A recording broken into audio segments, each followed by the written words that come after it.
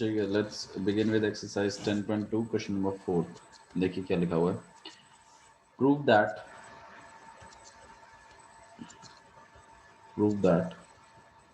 the tangents drawn at the ends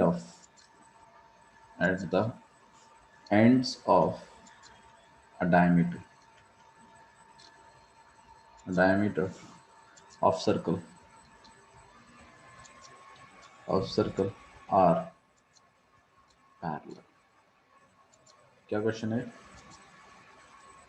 कुछ idea दो, क्या पूछ रहा है आपसे? कि प्रूव करिए कि tangents drawn at the end of diameter of circle. देखो मैंने कल भी आपको एक चीज़ें बताई थी, कुछ बातें। जैसे सर्कल है और अगर आप डायमीटर पर अगर पॉइंट ऑफ कांटेक्ट बनाकर अगर दो टेंजेंट्स ड्रॉ करते हो तो ये दोनों टेंजेंट्स कैसी होती हैं? पैरेलल होती हैं, राइट? पैरेलल। सही बात है ना? ये लॉजिक मैंने आपको बता दिया था पहले। अब इसी लॉजिक का प्रूफ मांगा है आपसे कि प्रूव करो। ठीक है, पैरेलल होती है, वो भी मान रहा है इस बात को, लेकिन प्रूव करिए कि कैसे पैरेलल होती है। तो हम ऐसे करेंगे, देखो इस क्वेश्चन को। भाई दो लाइनों को पैरेलल दिखाने के लिए क्या तरीका था? या तो करस्पॉन्डिंग एंगल या तो अल्टरनेट इंटीरियर को क्या दिखा दीजिए, इक्वल दिखा दीजिए, उसी से बात बन जाएगी। तो हम एक काम कर रहे हैं यहाँ पर, हम देखो बीच में एक ऐसी लाइन है, तो मैं क्या करूँगा, मुझे तो सेंटर से जो लाइन जाती है, रेडियस ऑलवेज में एक 90 डिग्री ना विद द टेंजेंट, है ना? तो ये एंगल कितना हो जाएगा? 90। ऐसे ही भाई ये भी तो रेडियस ही है, तो यार इधर भी कितना हो जाएगा? 90। अगर अल्टरनेट एंगल्स अगर इक्वल हो जाते हैं तो लाइनें कैसी हो जाएंगी? पैरेलल। Parallel। सही बात है ना? यही काम हम करेंगे, ये वाला काम करने वाले। तो सबसे पहले एक सर्कल बना लेते हैं, ठीक है? उस पर एक डायमीटर खींच देते हैं। डायमीटर काम करते हैं, ज़्यादा हौश पौश नहीं खींचते हैं, सीधा डायमीटर खींचते हैं, ठीक है? अच्छा जी, तो इनके पास होने वाली टेंजेंट भी बना देते हैं, पॉइंट ऑफ कॉन्टेक्ट। भाई ये एक टेंजेंट और एक टेंजेंट नीचे बना लेते हैं, एक टेंजेंट ये, ठीक है? तो ये आपके पास टेंजेंट्स। अब हम क्या बताएंगे कि भाई रेडियस टेंजेंट पे कितना डिग्री क्रिएट करती है? 90 डिग्री, ये बोल देंगे, 90। ठीक है? और ऐसे यार ये ऊपर वाली भी रेडियस है, तो यार ये भी इधर कितना बनाएगी? 90। और अगर दो अल्टरनेट एंगल अगर इक्वल होते हैं तो लाइनें कैसी हो जाती हैं? पैरेलल। ये बात हम बताएंगे, ठीक है? तो यहाँ पे हम L1 और ये हम L2 लाइन ले रहे हैं। आइए लिखते हैं इसको यहाँ पर ओ सेंटर, ठीक है? तो गिवन हम बातें लिख रहे हैं कुछ कि ये ए और ये बी, कि A B is a diameter. A B क्या है आपके पास? एक डायमीटर। तो ऑब्वियस सी बात है कि O A equal to O B equal to radius. ये दोनों इक्वल होंगे, रेडियस होंगे, सिंपल सी बात है, ठीक है? एक बात और भी गिवन है कि L1 and L2 are two tangents, are two tangents दिया हुआ। अच्छा जी, टू प्रूफ क्या करना है? हम टू प्रूफ दिखाना है कि L1 जो है वो पैरेलल है किसके? L2 के। बात क्लियर है? ठीक है, आइए प्रूफ और स्टार्ट करना है, ठीक है? प्रूफ स्टार्ट कर रहे हैं। प्रूफ देखिएगा कैसा है कि हम लिखेंगे कि एंगल, काम करते हैं इसको एंगल 1 और इसको एंगल 2 मान लेते हैं। मैं यहाँ पे लिख देता हूँ भाई एंगल 1 इक्वल टू में 90 degree. Reason, radius always make 90 degree with the tangent. Clear? तो जो एंगल 1 होगा वो आपके पास 90 हो जाएगा। अच्छा जी, इसी तरीके से आपके पास एंगल 2 भी क्या हो जाएगा? 90। रीजन सेम है, रेडियस हमेशा 90 डिग्री बनाती है टेंजेंट के साथ। अच्छा, अब मैं इन दोनों बातों से क्या कह सकता हूँ कि भाई एंगल 1 किसके इक्वल है, एंगल 2 है। ठीक है, अब हम लिख सकते हैं कि हमारी L1 लाइन जो है वो पैरेलल हो जाएगी किसके, L2 के। Reason, if alternate angles are equal, if alternate angles are equal, lines will be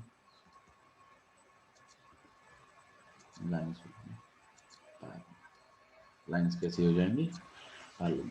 आप इसे इक्वेशन 1, इसे इक्वेशन 2 भी कह सकते हैं, और इसे हम कंपेयर से लिखेंगे, कंपेयर।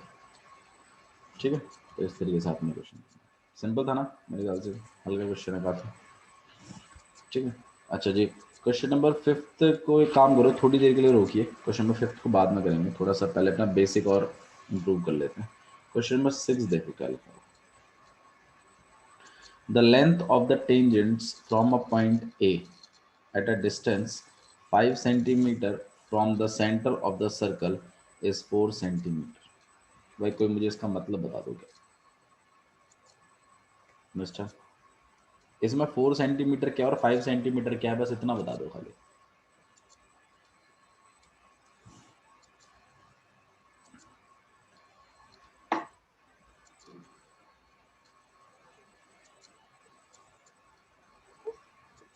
ये तो हो गया सर। सर एक सर्कल है, हम्म उस पे एक टेंजेंट है, कहाँ वो से बन रही है, टेंजेंट की जो लेंथ एक वो ए पॉइंट पॉइंट, ए से बन रही है। ए पॉइंट से एक टेंजेंट बन रही है। ठीक है, बना दी टेंजेंट, और बोलो। वो 5 इसको पी मारना है। एट 5 फ्रॉम द सेंटर, वो 4 सेंटीमीटर की है। टेंजेंट 4 सेंटीमीटर की है, क्या 4 यस सेंटीमीटर सर। की टेंजेंट।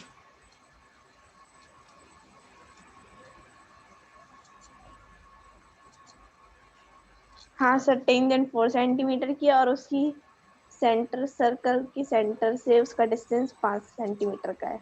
5 सेंटीमीटर क्या है, ओपी।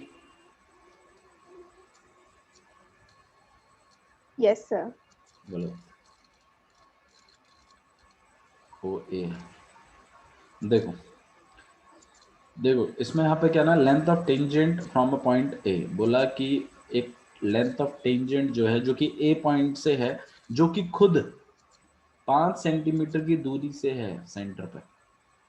मतलब वो खुद ए पॉइंट जो है वो 5 सेंटीमीटर की दूरी पे है सेंटर से, उसकी length of tangent 4 centimetre. Length of tangent के बारे में लास्ट में लिखा गया इज करके, और बीच में वो जो 5 सेंटीमीटर लिखा है ना, वो पॉइंट ए और सेंटर के बीच की दूरी में, दूरी के लिए लिखा गया। आप थोड़ा सा पढ़ के देखो, आपको मीनिंग समझ में आएगा। और आपसे क्या पूछा है उसने, रेडियस पूछी है, तो मतलब आपसे ओपी पूछ रहा है।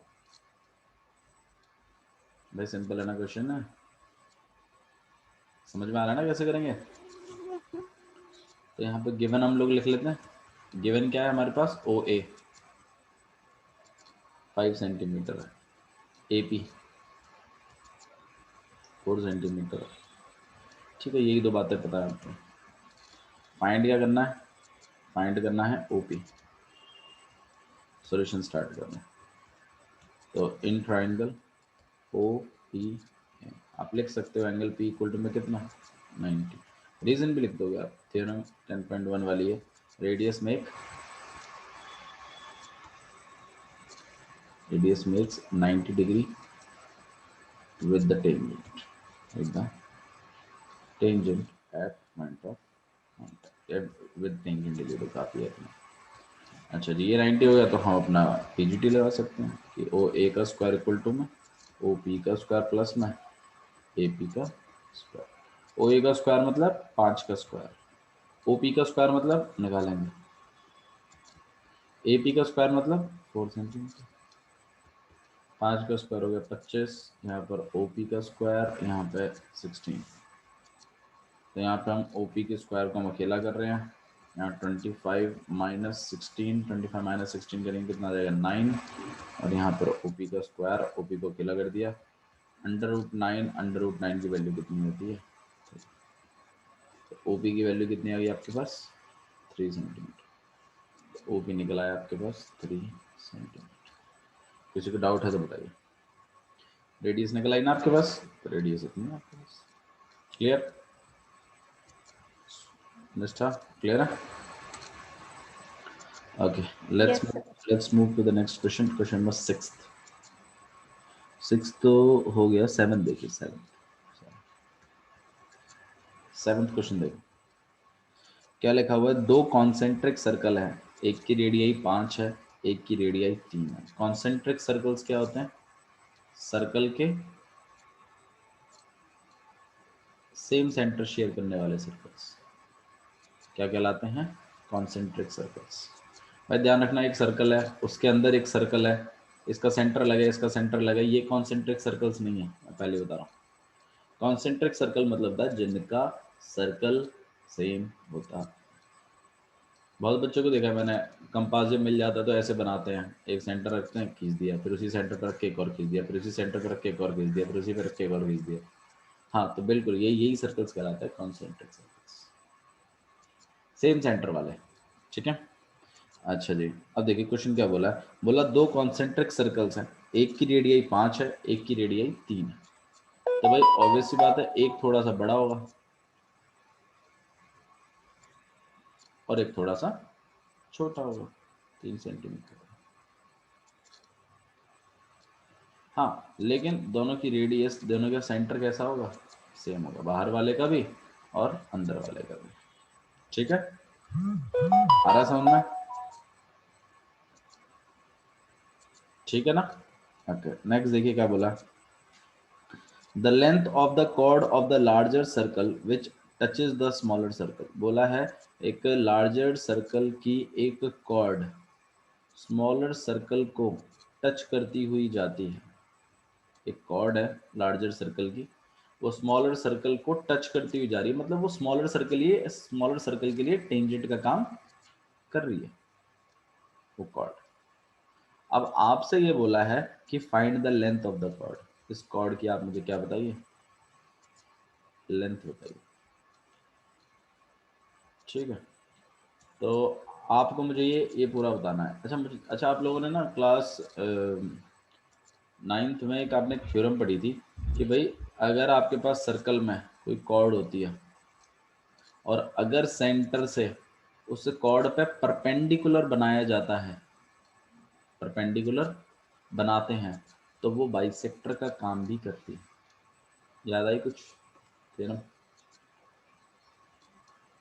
ठीक है, तो इस थ्योरम का आप यूज इसमें करेंगे because like line segment from the center, perpendicular line from the center on a chord always bisected, always bisected। तो अगर आप सेंटर से कोई लाइन सेगमेंट किसी कॉर्ड पे बनाते हैं तो वो लाइन सेगमेंट परपेंडिकुलर होना चाहिए। अगर परपेंडिकुलर है तो वो बाइसेक्टर का काम भी करेगा, और अगर वो बाइसेक्टर है तो वो परपेंडिकुलर का काम भी करेगा। ये थ्योरम है पहले 9th क्लास की। तो हम लोगों को ये ए बी निकालना है। अब हम ए बी कैसे निकालेंगे? तो हम क्या करेंगे, सबसे पहले तो हम क्या करेंगे, इस पे 90 डिग्री बनवा देंगे, पॉइंट ऑफ कॉन्टैक्ट से टच करवा देंगे। तो भाई कहीं ना कहीं ये ए बी लाइन बाहर वाले के लिए तो चलो कॉर्ड है, लेकिन अंदर वाले के लिए तो ये टेंजेंट है ना, और ये पॉइंट ऑफ कॉन्टैक्ट है। तो रेडियस हमेशा पॉइंट ऑफ कॉन्टैक्ट पे कितना डिग्री बनाती है? 90 डिग्री।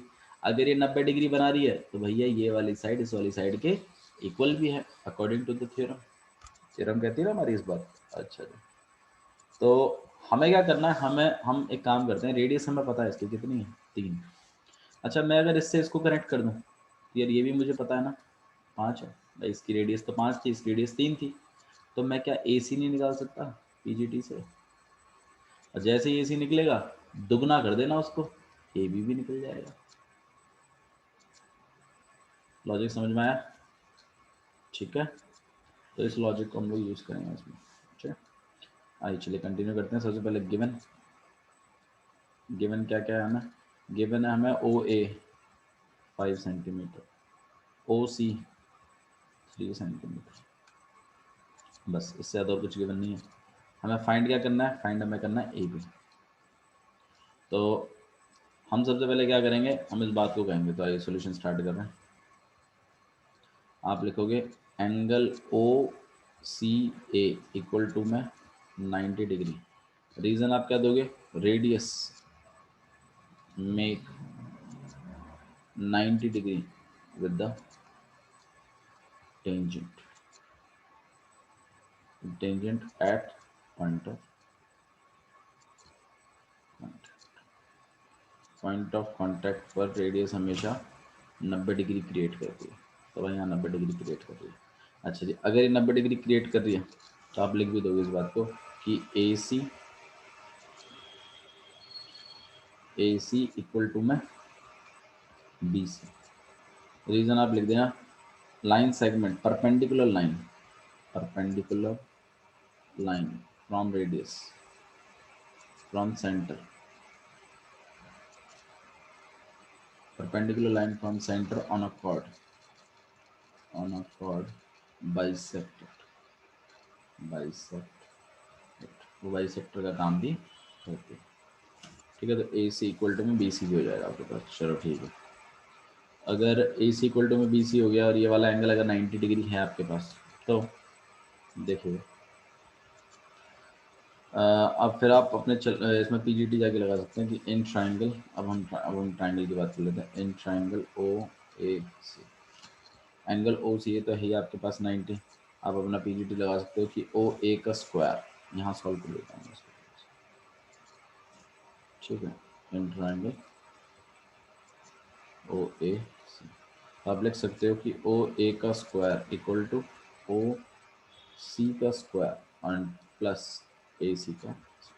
ओ ए का स्क्वायर मतलब 5 का स्क्वायर, ओ सी का स्क्वायर मतलब 3 का स्क्वायर, और ए सी मुझे 5 का स्क्वायर हो गया 25 माइनस 3 का स्क्वायर 9, और यहाँ पर ए सी का स्क्वायर 25 माइनस 9 कितना हो गया 16, ए सी का स्क्वायर, ए सी को अकेला कर दिया √16, √16 मतलब 4, तो ए सी की वैल्यू कितनी आ गई आपके पास 4।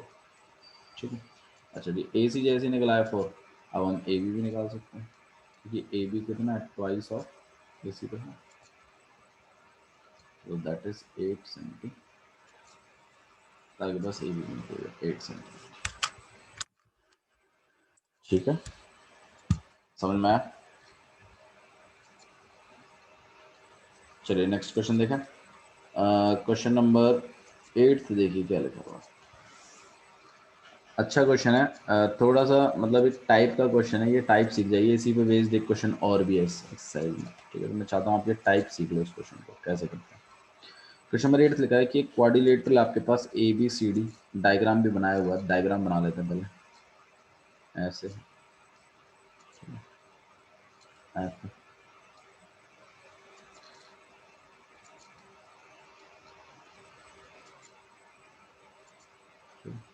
यहाँ पर सर्कल इस तरह का। ठीक है, और ऑब्वियसली बात है ये सारे पॉइंटों को टच कर रहा है। ठीक है, नाम इसका हम लोग दे देते हैं। यहाँ पे आपके पास डी है, सी है, this is B and this is A, और ये वाले जो पॉइंट्स हैं आपके पास this is P S R and Q. ठीक है, ये आपके पास पॉइंट्स हैं। एक क्वाड्रिलेटरल आपके पास A B C D is drawn to circumscribe a circle. बोला एक क्वाड्रिलेटरल है जिसके अंदर सर्कमस्क्राइब है एक सर्कल। सर्कमस्क्राइब का मतलब होता है उसके अंदर है सर्कल, और ऐसा अंदर है वो कि उसकी बाउंड्री टच हो रही है पूरे क्वाड्रिलेटरल से। ठीक है, सर्कमस्क्राइब का मतलब ये होता है, सर्कमस्क्राइब मतलब उसके अंदर तो है लेकिन उसकी बाउंड्री टच हो रही है उससे।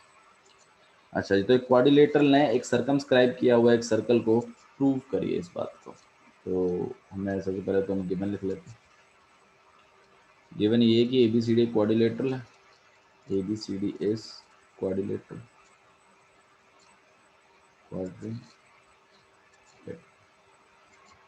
ठीक है। टू प्रूफ देखिए क्या है।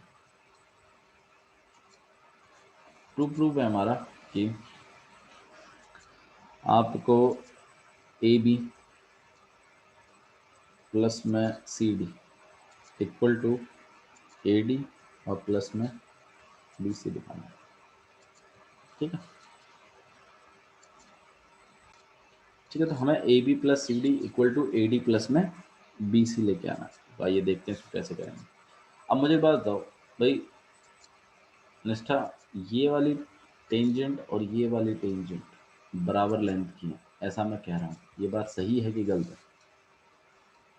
अगर गलत है तो क्यों गलत है, सही सही है है सर, क्यों सही है बताओ।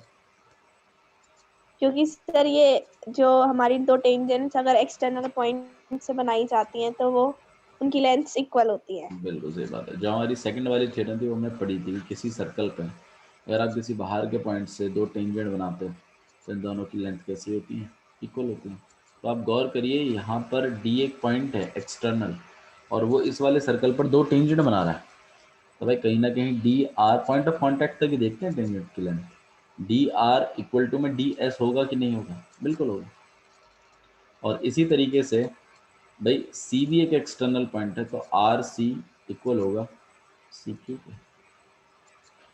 ठीक है, सेम इसी तरीके से ए भी एक एक्सटर्नल पॉइंट है तो ए एस इक्वल टू में होगा ए पी के। ठीक है, और सेम इसी केस में बी अगर एक एक्सटर्नल पॉइंट है तो ऑब्वियस सी बात है ये वाली साइड इस वाली साइड की क्या होगा, इक्वल होगा। रीजन सबका वही है, लेंथ या फिर tangents drawn from an external point on a circle are of equal length. अच्छा जी, अब जब मैं इन सबको इक्वल कर दूंगा तो देखो मेरे को लाना ये है, थोड़ा लाने पे गौर करें, लाना क्या है, A B plus C D. तो ए बी की लंबाई यहाँ पर है, ये ए बी है और ये आपके पास सी डी।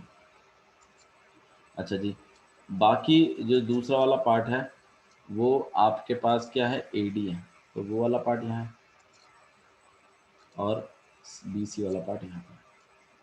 तो एक काम करते हैं, मैं इन सारी टेंजेंटों को इक्वल इक्वल लिखता हूँ।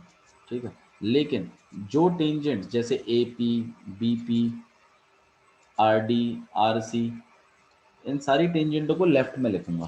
कहाँ लिखूंगा मैं, लेफ्ट में। क्यों, क्योंकि मुझे लेफ्ट में ए बी और सी डी दोनों लेके आना है प्लस करके। तो मैं इन टेंजेंटों को लास्ट में प्लस करूंगा, ऐड करवा दूंगा मैंने बात में। और ऐसे ही मैं राइट साइड में लिखूंगा, ए डी का जो भी पार्ट है वो मैं राइट में लिखूंगा और बी सी का जो भी पार्ट है वो भी मैं राइट में लिखूंगा। ठीक है, आइए फटाफट करते हैं इस काम को। तो सबसे पहले हम लोग क्या लिखेंगे यहाँ पर, देखना लेफ्ट में लिखूंगा मैं पार्टों को, प्रूफ स्टार्ट करना तरीका है। ठीक है, तरीका क्या देखिएगा, डी आर किसके इक्वल है भाई, डी आर डी एस के इक्वल है। तो देखो डी एस वाले पार्ट को, इधर वाली लाइनों के पार्ट को मैं राइट में लिख रहा हूँ, ऊपर वाली और नीचे वालियों को लेफ्ट में लिख रहा हूँ। अच्छा जी, तो इसी तरीके से आर सी इक्वल होगा किसके, सी क्यू के। और इसी तरीके से ए पी इक्वल होगा किसके, ए एस के। और इसी तरीके से बी पी इक्वल होगा किसके, बी क्यू के।